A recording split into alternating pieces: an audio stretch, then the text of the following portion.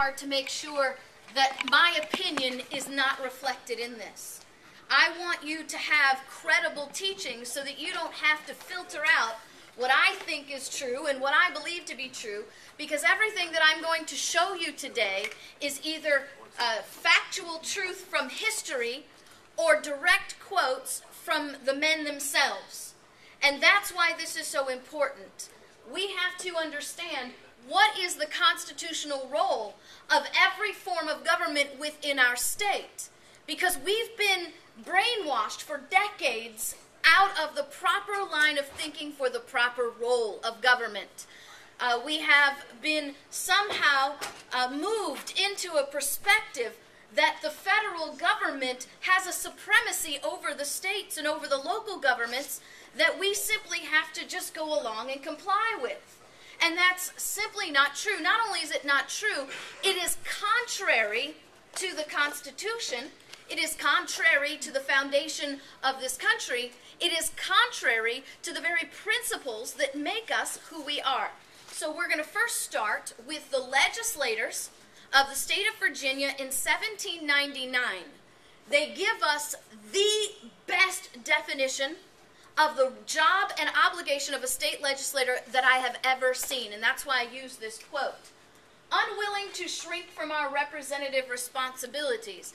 Now this is going to apply not only to the state legislators, but to every person in local government, because in your government you have an obligation to protect the sovereignty of the state and the sovereignty of your local government, because sovereignty is the key to maintaining liberty and the integrity of the Constitution. Unwilling to shrink from our representative responsibilities. It would be deceitful in those entrusted with the guardianship of the state sovereignty.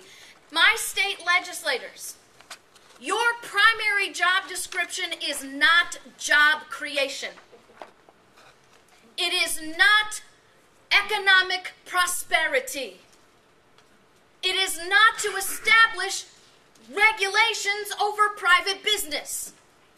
Your primary job description is to guard the sovereignty of the state. And if you guard the sovereignty of the state, all of those other things will fall into place. But not only that, are you entrusted with the guardianship of the state sovereignty, but you are acting under an oath. An oath that says, I do swear that I will support the Constitution of the United States. Now these men in the legislature of Virginia said, because we are the sure guardians of the state sovereignty, because we operate under the oath that we will support and defend the Constitution of the United States, it would be deceitful of us not to warn our constituents of federal encroachment. Now when the world is working the way it's supposed to work, what comes first, the warning or the encroachment? Well, no, if the world works the way it's supposed to, you're supposed to be warning the people before the encroachment comes so that they will deny the encroachment, right? Because encroachments are bad things. Can we all agree that encroachments are bad things? Okay, so they said the local governments, the state legislators, if they do not warn their people of encroachments from the federal government, they are being deceitful in their duty. Now, I love the way our framers speak. They always give us a warning, explain that warning, and then explain the consequences of ignoring their warnings. And so they say, not to warn you of these encroachments. If we don't warn you encroachments, even though those encroachments may be, I love this, clothed in the pretext of necessity. You've got to pass the bill so we can read the bill. Right? We must have national health care. If we do not have national health care, everybody's going to die. I got bad news for you. Everybody's going to die. Federal health care just allows the federal government to decide who dies, when they die, how they die, and where they die. And it is an encroachment on your sovereignty. Not only disguised by the pretext of necessity, but disguised by the arguments of expediency. You remember, you got to pass the bill so you can read the bill. This was written, I'll remind you, in 1799, not 1999. And they said, if we allow these encroachments in without warning, we establish precedents which may ultimately devote a generous and unsuspicious people to all the consequences of usurped power. All of them. Because that's how we operate in government, on precedent. You've given me the opportunity, you've given me the authority to step here. Well, I have the authority to step here, so that means I have the authority to step here. And if I have the authority to step here, then I have the authority to step here. And before you know it, you're 10 miles away from where you were supposed to be by incremental encroachments. And that's basically how healthcare works. I don't know if anybody has told you how this healthcare plan works, but this is how it's going to impact your state sovereignty. Because the Supreme Court has established a parameter for the federal government called a compelling governmental interest. The Supreme Court says if the federal government has a compelling governmental interest, it trumps any of your rights. That's how the National Security Agency and the Department of Homeland Security can read your emails, listen to your phone calls, and follow your text messages, because they have a compelling governmental interest in national security, which trumps your Fourth Amendment. But now with national health care, they have because it's not about health care, right? It's about subsidizing health insurance. They have a compelling governmental interest in the cost of health care. And with a compelling governmental interest in the cost of health care, watch how these encroachments work. We have a compelling governmental interest in the cost of health care. We have a compelling governmental interest in everything that impacts the cost of health care. And with a compelling governmental interest in everything that impacts the cost of health care, what impacts the cost of health care? What you eat, right? What you eat impacts the cost of your health care, because if you eat the wrong things, you become unhealthy, and then you have to go to the doctor. The Affordable Care Act will allow the federal government to impose regulations on the people through your state and tell them what they can and cannot eat. Does that sound all tinfoil hat to you? How about the Food Safety Modernization Act that was already passed by Congress in 2012 that puts the Department of Homeland Security, the FDA, and the EPA, along with 7 other executive agencies, in charge of, and I quote, roadside fruit stands, farmers markets, and very small farms. What was the name of the act? The Food Safety Modernization Act of 2012.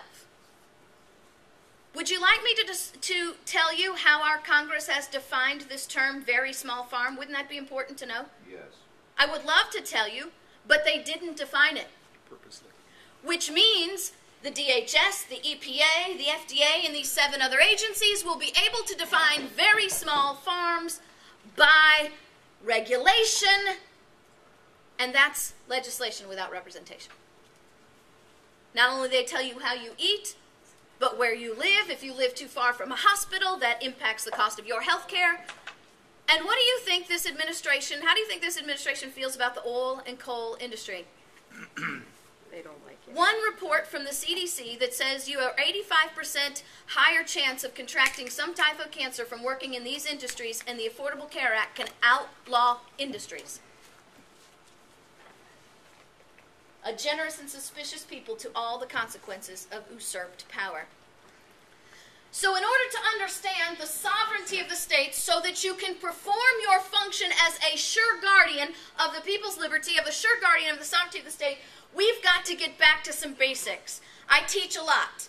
In 2013, I taught 265 times in 22 states. I have come to know a few things about the audiences that I teach. As a whole, generally speaking in America, we lack fundamental basics about our fundamental principles. So I don't mean to insult anyone, but we're going to hit some basics today. Which came first, the state or the federal government? State. Obviously, that's a no-brainer. But we know that here. We don't know that here. If we really understood that here, we wouldn't be operating under federal encroachments. Watch how this works. Something that we are not taught correctly for a long time in our schools. We did not become independent from Great Britain on July 4th, 1776, with the signing of the Declaration of Independence. That's how we teach our kids that our independence movement was a bunch of rogue rebels who decided they didn't want to pay their taxes and just woke up one day and signed a document. The truth of the matter is, we became independent from Great Britain on July 2nd, 1776, with the ratification of the Lee Resolution. On June 7th, 1776, Richard Henry Lee proposed the Lee Resolution to the Continental Congress, a modification of a resolution created by his home state of Virginia. It declared, step number 1, we are now independent sovereign states. Why? Because we say so. We are no longer colonies, so we no longer need the permission of the government. We are sovereign because we are created that way by the laws of nature and of nature's God, and we declare ourselves so we are. Step number 2, we must gather foreign alliance to help overthrow Great Britain from our soil. We were all British, by the way. There were no Americans in the Revolutionary War. It was British citizens fighting their own government through the very last moment of that revolution, praying for reconciliation with their government because they didn't want this war. But something else we don't know. We had been on the battlefield fighting our own government for nearly 2 years before we signed the Declaration of Independence. I'm not talking about skirmishes. I'm talking about Washington and organized battles on the battlefield nearly 2 years before we signed the Declaration of Independence. And on June 7th, Richard Henry Lee proposes the Lee Resolution. On July 2nd, the Lee Resolution was presented, debated, voted, and ratified by the Continental Convention. It was not some rogue movement. It was a legislative act with just as much legal binding as anything that Congress does today that's constitutional. If we taught that, we'd have a different perspective, wouldn't we? So, the Lee Resolution made us 13 independent sovereign states on July 2nd, 1776. So the states technically existed prior to the Declaration of Independence, right? The Declaration of Independence was simply declaring what we did on July 2nd. We were states before the Articles of Confederation, and we were states before the Constitution, the more perfect union. Why is this important? It is important because we have to understand some aspects of contract law. The Constitution is a contract, a legally binding contract. Now, our framers, when you read their writings, will call it a compact, because a compact is a contract between sovereign governments. A contract is a contract between people. But for our practical purposes, we're just going to call it a contract because, legally speaking, they operate the same way. It's the difference in the classification of the parties that changes the name.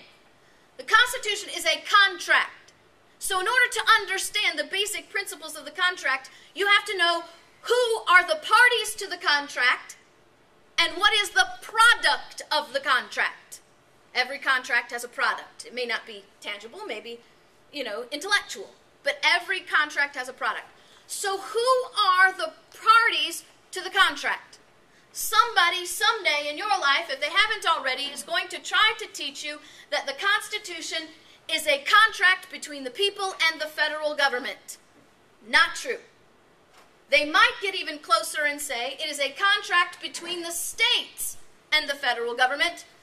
Not true. Why?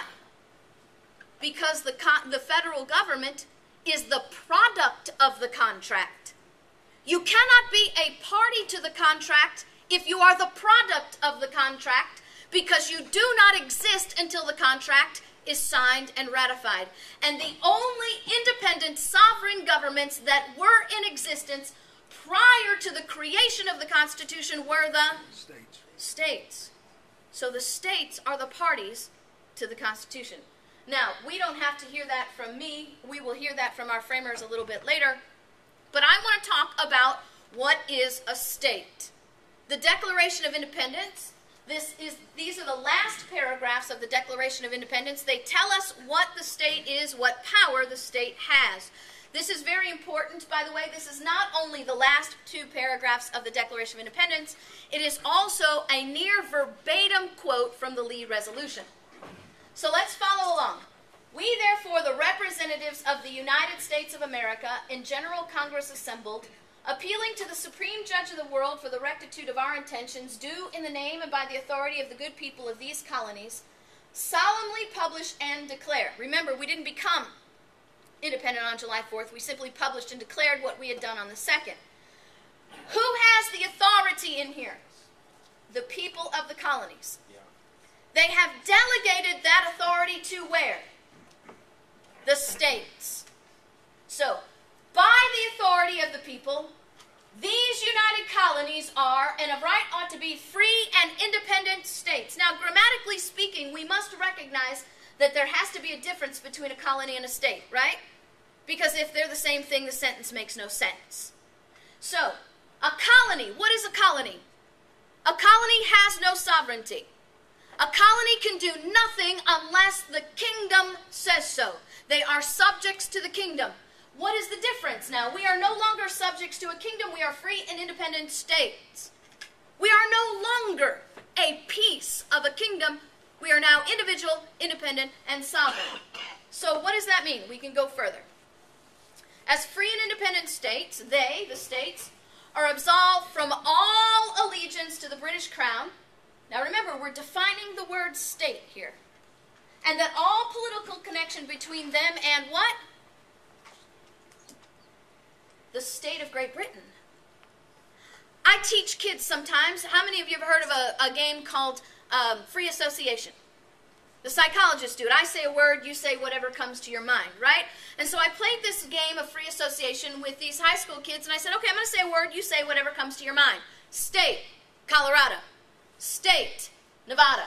State, New York. I said, that's great. That's awesome. That's exactly what I would expect you would say. But our framers would not only say state, Virginia, state, New York, but they would say state, Great Britain. State, France. State, Germany. Because that word, state, doesn't mean the subset of a union. It means an independent, sovereign government. There is no difference between the state of Arizona and the sovereignty of Germany. That's shocking, isn't it? There is no difference between your state and Great Britain. Now I can show you this. We'll keep going. And that as free and independent states, just like Great Britain, they have. This is the power that the state of Arizona possesses today. Full power to levy war, conclude peace, contract alliances, establish commerce, and do all other acts and things which independent states may have right to. Independent states like France, Spain, Great Britain. That's the power of Arizona. It's right there. And you know what? The Supreme Court, I don't quote the Supreme Court very much when I'm talking about the Constitution, because I don't believe they have the authority to tell us what the Constitution says. But even the Supreme Court agrees with me. It's called the Equal Footing Doctrine. Equal Footing Doctrine says every state that enters the Union enters under the same footing as the first 13.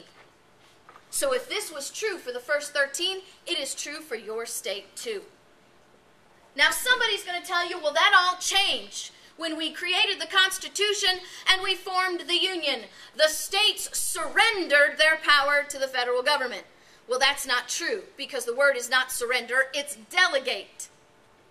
But you see, what would be the point of creating ourselves as independent sovereign governments only to become colonies again? Why would we create a constitution that made us colonies? Subsets of a union? That makes no sense whatsoever. That's completely contrary to any amount of logic, and it can be proven that that's not what they did. The sovereignty of the states, we must remember in review of this first part, the states are the creators of the central government. The states then enumerated the central government's specific powers. They created a limited government and reserved all powers to other powers to themselves. Again, not my opinion. Let's look.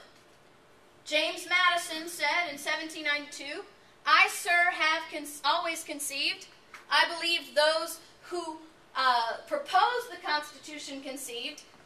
Now look, this is very, very important. "It is still more fully known and more material to observe that those who ratified the Constitution." So it wasn't just me.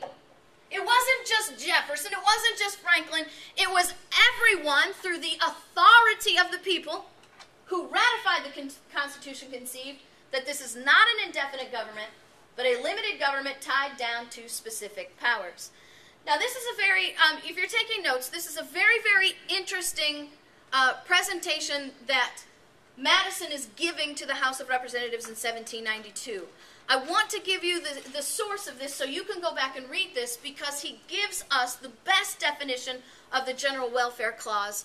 As if we were going to amend our Constitution, the only amendment that I would propose would be to insert Madison's definition of the General Welfare Clause, which would eliminate all this unconstitutionality of our government.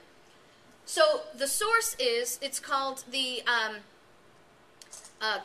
Madison and the Cod Fishery Bill of 1792. What had happened was Great Britain did not recognize our independence when we won the First War. That's why we had to have the War of 1812. Our framers called it the Second War for Independence. And between our First War and the Second War, Great Britain was stealing our codfish. The legislators got together to pass a law so that they could protect the coast and the cod fishing industry, but somebody tried to shove some pork in the bill, even in 1792. They tried to establish a subsidy to subsidize the cod fishing industry until they could get back on their feet. Madison says, you cannot subsidize the cod fishery industry. That is not a power that has been delegated to the federal government to subsidize private industry. That is not a proper application of the General Welfare Clause. He says the General Welfare Clause is to describe the power that we have delegated to the government, not to create a new one. Madison says in Federalist 45 gives us the best definition of those delegated powers. These are the enumerated powers of the government, of our federal government. He says, the powers delegated by the proposed Constitution to the federal government are few and defined. Those which are to, this is a very important word, remain in the states are numerous and definite. When something remains, what does that mean? It stays, which also means everything else also started there, right? Right. So these are the things that are remaining. The numerous and the indefinite are remaining. The former, the powers delegated by the proposed Constitution of the federal government, will be exercised principally on external objects. That is founders speak for foreign affairs. And then he names them: war, peace, negotiation, foreign commerce. The only power delegated as a whole to the federal government is a power to deal with foreign affairs. The job of the federal government was to be an agent of the states in foreign negotiations. Well, what about the Commerce Clause, KrisAnne? Well, as Madison will explain to you in that 1792 speech, the Commerce Clause is not a power. It is a description of the power. Okay? So when you're dealing with the Commerce Clause, the federal government only can have power over commerce that is affected by foreign treaties and foreign negotiations. Same with tax and spending. Only tax and spending that deals with foreign power, foreign treaties, and foreign negotiations. Everything must revolve around those four things. But wait a minute, let's go back. Doesn't this sound familiar? War, peace, negotiation, and foreign commerce? Isn't that within the list of powers that belong to the states in the Declaration of Independence? So where did that power start? People. In the states. We delegated this power to the federal government. The states did. The powers reserved to the several states will extend to all the objects which in the ordinary course of affairs concern the lives, liberties, and properties of the people, and the internal order, improvement, and prosperity of the state. This is so important to you in the state and in your local governments. All objects. If it's not war, peace, negotiation, or foreign commerce, where does it belong? In the states. There is no authorization for the federal government to be engaged in your environment. There is no authorization in the Constitution for the federal government to be engaged in your land management. There is no authorization in the Constitution for the federal government to be engaged in the FDA. And here's a big one. It's going to probably ruffle some feathers. The Department of Homeland Security is completely and wholly unconstitutional. Because that is a power that has been reserved to the state. What does that word reserve mean? If this seat said reserved for KrisAnne Hall, could anybody else sit there? They could try, but you could kick them out. But I could kick them out, right? That's right, because it's reserved for me. No one else has the authority to sit in that seat. These powers are reserved to the states. So if the federal government is doing something besides war, peace, negotiation, and foreign commerce, where is that power coming from? Self-generating. The states. There have to come from somewhere. It's coming from the states. They are stealing that power from the states. They are sitting in the state's reserved chair. If I steal your car, do I have the legal authority to use it? No. Do I have the legal authority to allow someone else to use it? No. Do I have the legal authority to sell it? No. Okay. Do I have to sue you to get my car back? No. All you have to do is present the title deed, right? I have my pronouns mixed up, but you don't have to sue me to get your car back if I've stolen your car. You simply present the title deed and the car goes back to you as proof of ownership. Now, if I've sold your car, the poor sap who bought the stolen car is the one who has to sue to get his money back or to pursue criminal charges to get his money back. But you as the rightful owner don't have to because it's yours. If the federal government is stealing the power from the states, do you have to sue the federal government to get your power back? Absolutely not. You simply have to show the title deed to your power. What is the title deed to your power? Constitution. The Constitution. It is simply a declaration of your power. And you have to simply say, hey, this is ours. We're not going to let you use it. Now, if I steal your car and you let me drive around all week in your car, for months in your car, do I have legal authority over your car? No. What I have is assumed authority or apparent authority. Because everybody looks at me driving around in the car and assumes that you have given me that power because you have not stood up against that. We have been allowing the federal government to drive around in state power for so long that even our constituents believe that they have authorized power to use it. And it's time for us to step up, take back the keys, and kick them out of our car. And you don't have to sue them to do that. If the federal government uses power outside of the Constitution, it has to steal that power from the states.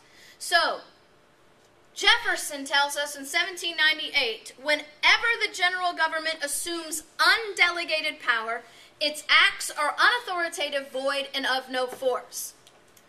Now, I want to try to say this as clearly as possible so it doesn't come out confusing, okay? Do you have to declare that my driving of your stolen car is illegal, or is the very act that I'm driving your stolen car illegal in and of itself? Do not have to declare it. I do not have to declare it. The act itself is illegal.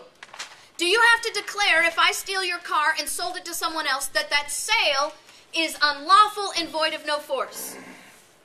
No, because the sale in and of itself, because there's no legal authority, becomes void and of no force. Here's the jewel in that. You do not have to declare the federal government's use of your state power as illegal and unlawful because the very use of it is in its nature. Because they don't have the authority to use it. All you have to do is simply say, we're taking it back. It's void and of no force. So you want to enforce federal gun laws in the state of Arizona? Too bad. That's not a delegated power. Your laws have no force in the state of Arizona. You want the EPA to tell us how to manage our water and our land? Too bad. The EPA has no authority because your power is void and of no force. And that goes with county commissioners too. That goes with your state sheriffs. Your state sheriff should be standing on your property right now and saying, guess what? I will not allow the EPA in here. I will not allow the FDA in here. I will not allow the DHS in here because I do not recognize their stolen authority. Calhoun says, the doctrine which denies the state the right of protecting their reserved powers, which would vest in the general government, it matters not through which department, the right of determining exclusively and finally the powers delegated to it, is incompatible to the sovereignty of the states and of the Constitution itself. Why? Remember, the Constitution is a contract, right? Only sovereign individuals can make a contract.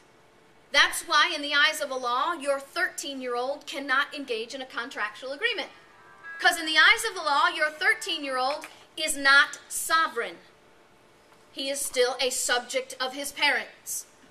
So in order for a contract to be legally and lawfully binding, it has to be engaged in where the parties are sovereign. If your states are not sovereign, then the Constitution is a legal impossibility. And if we operate allowing the states to not be sovereign in this federal supremacy mindset, we become colonies and not independent sovereign governments, and we void the legal effect of the Constitution because we're no longer sovereign. We cannot uphold a contract as individuals who are not sovereign. I love this parenthetical, it matters not through which department. How many branches of federal government do we have on paper? 3. Too many. I mean, now there are too many, but technically we have 3, right? Legislative, executive, and judicial. Can we all agree in this room that the judicial branch is part of the federal government? So what Calhoun is saying, it doesn't matter who destroys the Constitution, who destroys the sovereignty of the state, whether it's the legislature, the executive, or the judicial. It still supports this idea, this erroneous idea, that the states have no power to protect their reserve power. I have no power to protect my chair. And if it's not protectable, then is it really reserved? No. Sovereignty is the key to liberty. Madison tells us in 1798, what is the solution to a federal government that has bust through its delegated powers? He says, in the case of deliberate, palpable, and dangerous exercise of other powers not granted, because any time the federal government steals power from the state, it's dangerous. Because you're creeping away from your limited government and moving more towards a kingdom. He says the states have the right. Why? Is it a right for them? Because the power was reserved to them and are duty bound. When we started open this meeting, Lyle said, you're going to learn about the right that the states have to stand up against the federal government. Your local governments have the right to stand up against the federal government. I'm going to tell you that's not entirely true. I'm going to tell you it's greater than a right. You have a duty to do it. A right is passive. You do nothing to possess a right. But you have a duty, an active duty to preserve those rights, not just for yourselves, but for future generations. To interpose. It is the obligation of our state and local governments to stand in between the federal government and the theft of the people's liberty. That's why we have the states. That's why you're there. Tell me, what is the purpose of having a state if you are not there to protect us from an overpowering central government. If we have state legislators who believe, in my state of Florida, we have legislators who believe we are infested with federal supremacists in the state of Florida, who believe that the states have no power and they simply must submit to whatever the federal government and the Supreme Court says. Why do we have them? Because all we are subjects to the federal government then, and then all our states are clearinghouses for the federal government. You are nothing more than the lords and the barons that are to carry out the rule of law by the king.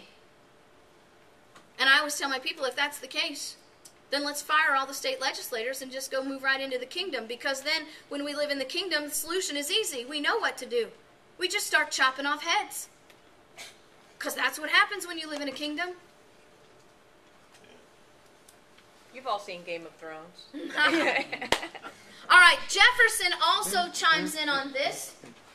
The several states who formed the Constitution, he calls it the Compact, the Sovereign Compact, being sovereign and independent. Ooh, look at that. That's 1799. That's after the Constitution was ratified, and we are still sovereign and independent.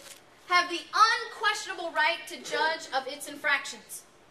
And that a nullification by those sovereignties of all unauthorized acts done under the color of that instrument is the rightful remedy.